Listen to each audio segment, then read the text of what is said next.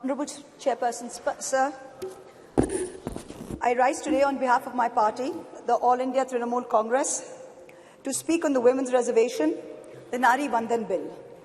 At the very onset, let us remind ourselves that this is India, a country where the poet Kafi Azmi in 1940, 81 years ago, 82 years ago, before independence, wrote in his poem Aurat, "Ut meri jaan, mere saath hi chalna hai tujhe. जन्नत एक और है जो मर्द के पहलू में नहीं, उसकी आजाद रविश पर भी मचलना है तुझे, बन के तूफान छलकना है, उबरना है तुझे, उठ मेरी जान, मेरे साथ ही चलना है तुझे."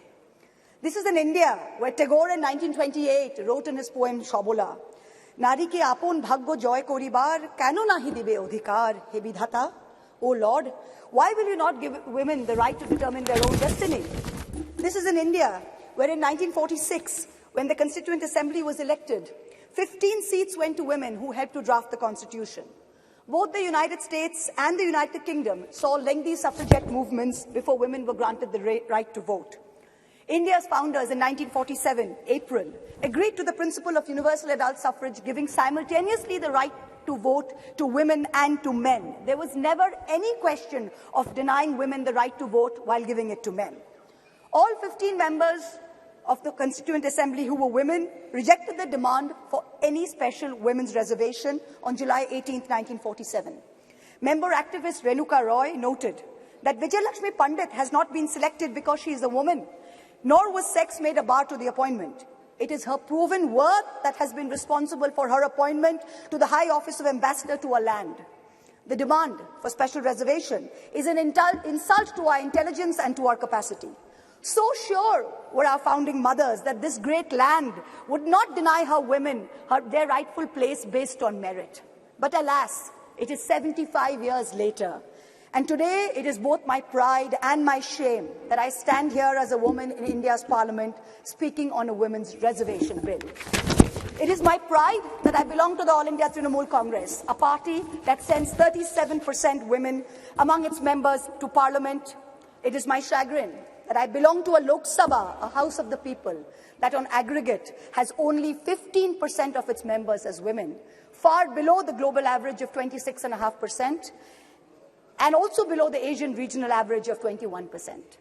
As this government claps itself on its back for its rankings on various global stables, let it also hang its head in disgrace that this same India ranks 140 out of 196 countries in the Inter-Parliamentary Union League tables on women's representation.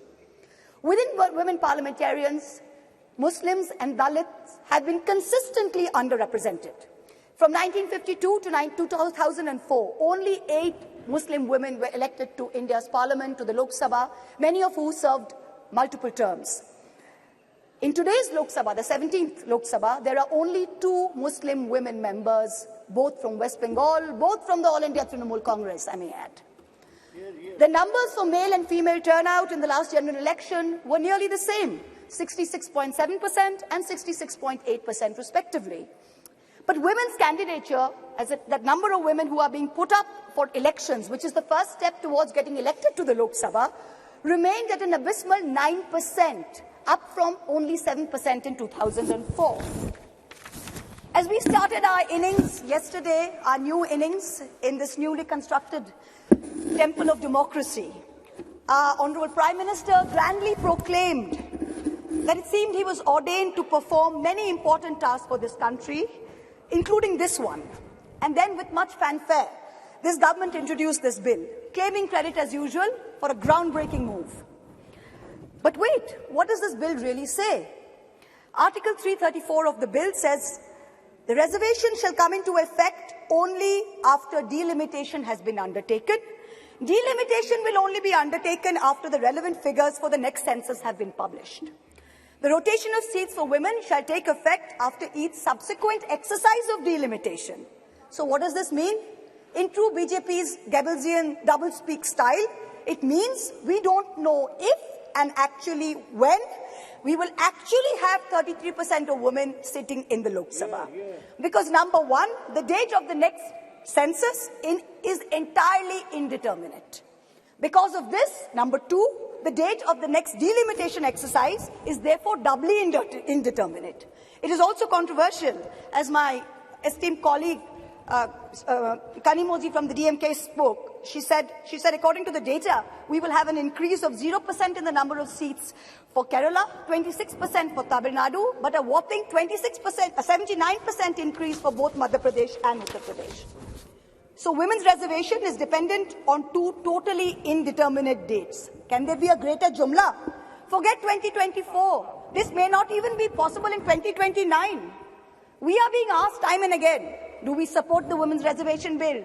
Trinamool Congress is bill ko support karega ya nahi? BJP's liaison members are reaching out to us, calling us, asking us to support this bill wholeheartedly. No ifs, no buts, pura support, please kijiye.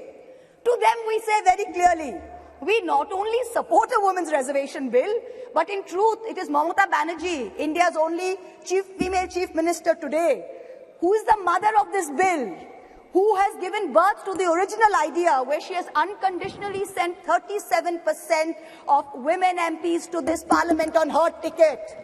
What you have brought here, what this government has brought here today, is not a women's reservation bill. It is a women's reservation rescheduling bill and should be renamed as such. Its agenda is delay. Its agenda is not reservation.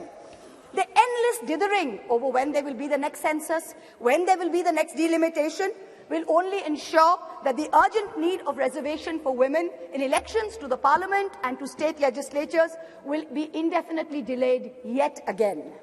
Alas, this is not the historic bill that it is being touted as. It is a sham. And for the women and the men and the girls and the boys who will be the future women and men of India, we had better recognize this because it is staring at us in the face. And I also hope that a sufficient number of amongst us, the current members of parliament, also recognize this bill for what it is, which is a sham. The question of women's reservation requires action, not the placebo of legislatively mandated procrastination. To the government and the ruling party, I say this: give us this day our equal rights. We hold up half the sky. Give us at least a third of our earth. Mamata Banerjee and the Trinamool Congress have already walked the talk. We don't need to go on record to show this country that we support this bill. We have already sent more MPs than what this bill even envisions. It is you, this government, this ruling dispensation that needs to go on record. You need to support us, not the other way around. You need to send more than 33% MPs to this parliament. When this government wanted to protect cows, and I support the move, make no mistake, you did not wait to count the number of cows. You did not wait to see whether the cow was a Jersey or a Gir or a Sahiwal. You just went and built the cow shelters. Are we women any less that we have to wait while you count numbers and you draw lines? We don't need any more vandans. We don't need any more vandanas. Thank you very much. What we need is direct action. Honorable Prime Minister, this is your moment to really show us all कि मोदी है तो मुमकिन है. Implement the reservation bill immediately based on today's voters list. Send 33% women to parliament. Send 33% women to parliament in 2024 from the BJP the way our party has done. Support us unreservedly. In conclusion, I can only echo the poet Rihanna Ruhi's words. दिल के बहलाने का सामान ना समझा जाए, हमको अब इतना भी आसान ना समझा जाए.